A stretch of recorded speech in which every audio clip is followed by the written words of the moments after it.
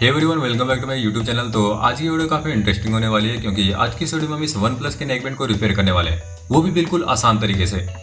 तो सबसे पहले मैं आपको इसकी प्रॉब्लम के बारे में बताता हूँ कि आखिर इसमें प्रॉब्लम क्या है। तो इसका प्रॉब्लम ये है कि ये ऑन नहीं हो रहा है, और ऐसा नहीं है कि हमेशा ऑन नहीं होता है, ये कभी कभार खुद से ही ऑन होता है और फिर खुद से ही ऑफ भी हो जाता है। और अगर आप वन प्लस का नेक बैंड यूज करते हो तो आपको पता होगा कि जब इसके मैग्नेट आपस में चिपके होते हैं तब ये ऑफ होता है, और जब इसके मैग्नेट आपस से हट जाते हैं तब ये ऑन हो जाता है। पर आप देख सकते हो यहाँ पर अभी ऑन नहीं हुआ, पर कभी कभी पता नहीं इसमें कोई वायर हिल जाता है या फिर कोई अटैच होता है वायर, जिसकी वजह से ये कभी कभार अपने आप ऑन हो जाता है और फिर अपने आप ही बंद भी हो जाता है। और अगर हम इसे चार्ज लगाते हैं तो चार्ज लगाते वक्त ये चार्ज भी लेता है।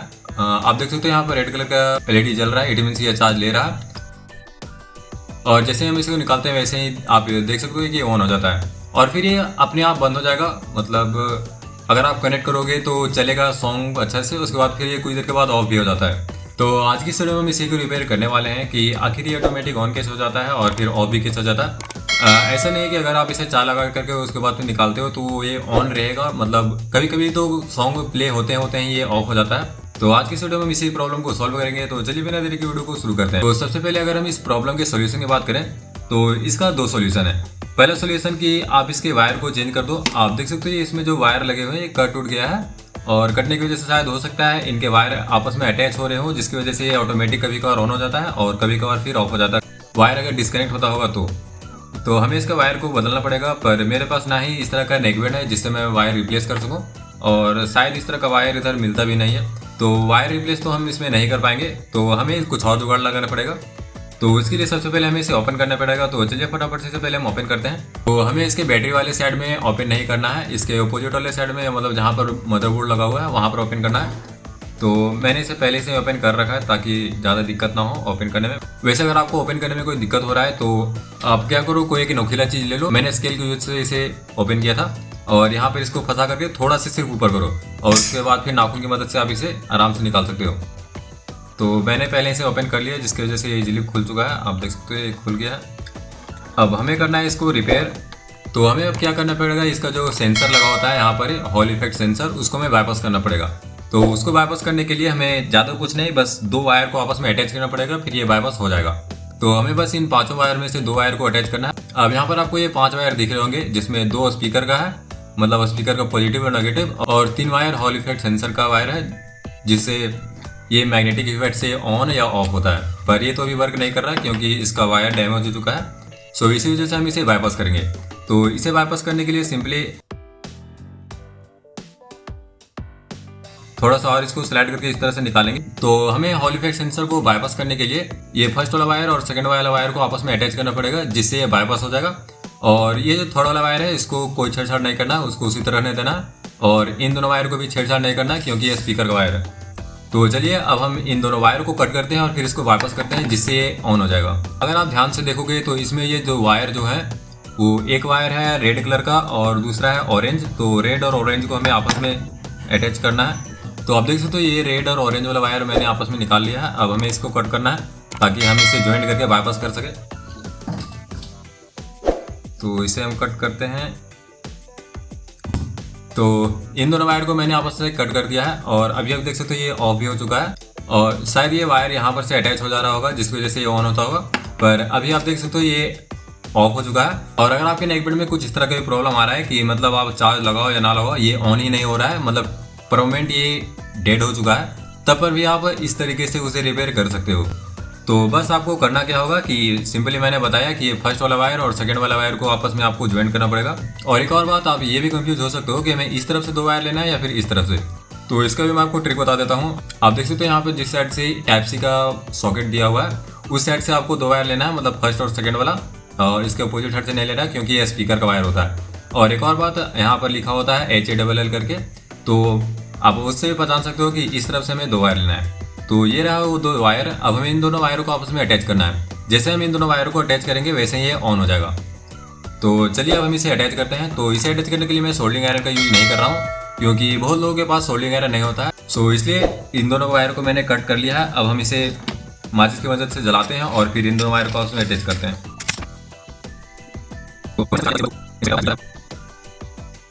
तो इसे मैंने माचिस की मदद से हटा करके इसके ऊपर वाले इंसुलेशन को हटा दिया है। अब हमें से इसको आपस में ज्वाइन करना है।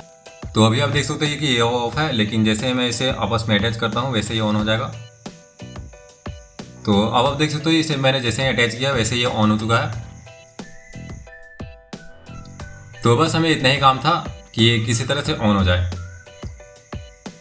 अब बस हमें इसको किसी तरह से टेप लगा करके इसमें सेपरेट करके बैठा करके और फिर इसको पैक कर देना है। तो चलिए फटाफट इसमें पहले टेप लगाते हैं और उसके बाद इसे पैक कर देते हैं। तो मेरे पास है ये ट्रांसपेरेंट टेप, तो मैं इसी को इसमें लगाता हूँ।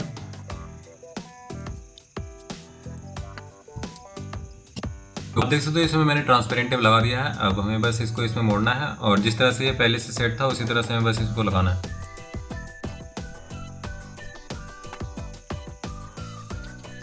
तो बस ये रिपेयर हो चुका है। अब मैंने आपको पहले बताया था कि इसे रिपेयर करने के दो तरीके हैं। पहला तो आप इसके वायर को चेंज कर दो, पर मेरे पास वायर था नहीं और इसका वायर शायद मार्केट में मिलता भी नहीं है, क्योंकि इसमें टोटल 5 वायर आते हैं। मैंने आपको पहले बताया 2 स्पीकर का और 3 हॉल इफेक्ट सेंसर का। और अगर मैं चाहता तो जो मैंने 2 वायर को आपस में अटैच किया उसकी जगह पर एक स्विच भी लगा सकता था, लेकिन अगर आप ध्यान से देखोगे तो इसमें स्विच लगाने का स्पेस नहीं, और अगर हम इसमें कहीं से स्विच लगाएं तो इसका लुक थोड़ा खराब हो जाता। अब ये तो ऑन हो चुका है। अब मेन दिक्कत ये है कि हम इसे ऑन और ऑफ फिर करेंगे कैसे।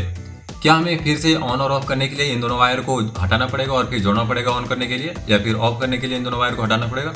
तो नहीं, अगर आप इस तरह से करोगे तो फिर इसे रिपेयर करने का फायदा ही क्या हुआ। तो सिंपली अगर आपको इस नेक बैंड को ऑफ करना है तो आप इसे अपने मोबाइल से डिस्कनेक्ट कर दो। मतलब कि जब तक ये आपके मोबाइल से कनेक्ट रहेगा तब तक ये ऑन रहेगा, और जैसे ही आप अपने मोबाइल से इसे डिस्कनेक्ट करोगे उसके 10 मिनट के बाद ये ऑफ हो जाएगा। अगर 10 मिनट के अंदर आपने इसे फिर से कनेक्ट कर लिया तो फिर ये 10 मिनट का टाइमर लगा देगा। मतलब कि फिर आप जब डिस्कनेक्ट करोगे उसके 10 मिनट के बाद ये ऑफ हो जाएगा। तो ये तो बात होगी इसे ऑफ करने का, मतलब कि ये ऑफ तो हो जाएगा 10 मिनट के बाद अगर हम अपने मोबाइल से डिस्कनेक्ट करते हैं इसे तो। अब मेन दिक्कत है इसे ऑन करने का। तो इसे ऑन करने के लिए सिंपली आपको चार्जर लेना है और इसको फिर इसमें लगा देना है। तो जैसे आप इसको चार्ज में लगाओगे तो ये चार्ज लेने लगेगा, तो इससे ये चार्ज हो जाएगा, और जैसे आप इसके चार्जर को इससे हटाओगे वैसे ये ऑन हो जाएगा। तो अभी आप देख सकते हो ये ऑन हो चुका है। तो इस तरह से इसे ऑन या ऑफ कर सकते हो आप। पर इसमें भी एक समस्या है कि अगर हमारे पास चार्जर ना हो तो फिर हम क्या करेंगे इसे ऑन करने के लिए। तो सिंपल से आप एक OTG लो और उसके बाद इसको इसमें लगा दो। उसके बाद अपने डाटा केबल को इसमें लगाकर और फिर ये Type-C मेल सॉकेट को आप अपने मोबाइल में कनेक्ट करके और उसके बाद OTG को ऑन कर दो, जिससे ये चार्ज भी हो जाएगा और जैसे आप चार्ज में डिस्कनेक्ट करोगे वैसे ये ऑन भी हो जाएगा। तो ये रहे 2 तरीके जिससे आप इसे ऑन कर सकते हो। और अगर आप चाहो तो उसमें स्विच लगा सकते हो। अगर आपके पास उतना छोटा स्विच है, मतलब कि यहाँ पर एडजस्ट होने लायक, तो आप इसमें स्विच लगा सकते हो, उससे कोई दिक्कत नहीं है। बस इन दोनों पॉइंटों को आप हटा करके उसको स्विच में लगा दो, जिससे ये जब आप स्विच ऑन करोगे तो ये ऑन हो जाएगा और जैसे ही स्विच ऑफ करोगे वैसे ही ऑफ हो जाएगा। ये तो तरीका हो गया इसे ऑन करने का। अब अगर आपके ये दोनों वायर भी खराब हो, मतलब कि स्पीकर का वायर अगर कट गया हो, तो फिर इसे ऑन करने का भी कोई फायदा नहीं है, क्योंकि अगर आपका स्पीकर का वायर ही कटा हुआ है तो उस केस में इसके स्पीकर में आवाज ही नहीं आएगा। तो उस केस में आप किसी भी खराब ईयरफोन के वायर को इसमें यूज ले सकते हो।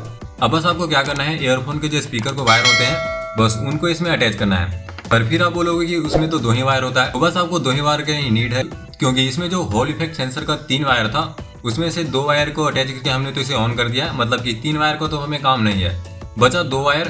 तो 2 वायर से आप इस स्पीकर को चला सकते हो।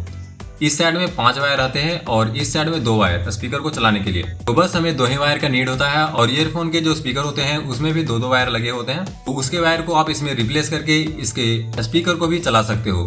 तो ऑन करने का ये मैंने आपको बता दिया और इसके स्पीकर को भी चलाने का। तो आई होप आपको यह आइडिया और वीडियो पसंद आया होगा। तो अगर आपको वीडियो पसंद आया तो वीडियो को लाइक और चैनल को सब्सक्राइब करना ना भूलें। तो आज की वीडियो में इतना ही, मिलते हैं अगली वीडियो में, तब तक के लिए बाय बाय।